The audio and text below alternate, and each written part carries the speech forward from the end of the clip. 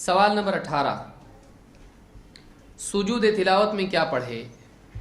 आयशा रदी अल्लाह तआला फरमाती हैं, कान रसूलुल्लाह सल्लल्लाहु अलैहि वसल्लम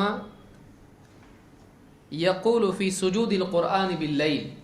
अल्लाह के रसूल सल्लल्लाहु अलैहि वसल्लम रात की नमाज में या रात में सुजूद क़ुरआन में, क़ुरआन के सजदों में यूँ कहते थे।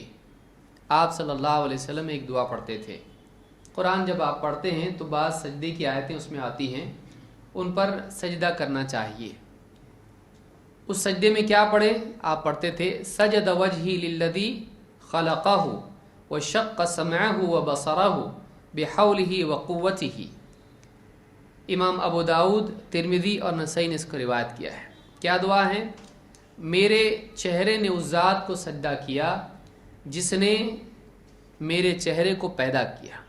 सजद वजही लिल्लज़ी खलक़हु, मेरा चेहरा उस ज़ात के आगे सजदे में है जिसने इस चेहरे को पैदा किया, इसकी तख्लीक की, इसको बनाया।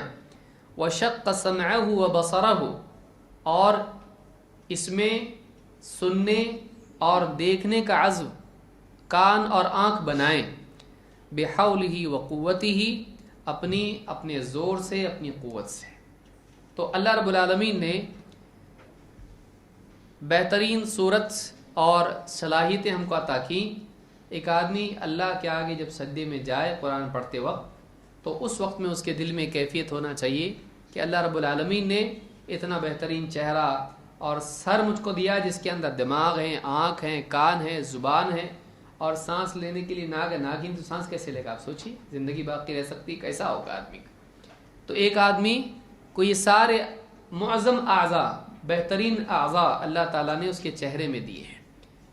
तो इस चेहरे को अल्लाह के आगे ज़मीन पर रखे और इन बेहतरीन आज़ा को ज़मीन पर रखे अपनी बंदगी का इजहार एक बंदा करता है। तो सुजूद में ये पढ़ना चाहिए। कौन से सुजूद में? तिलावत के सुजदे में।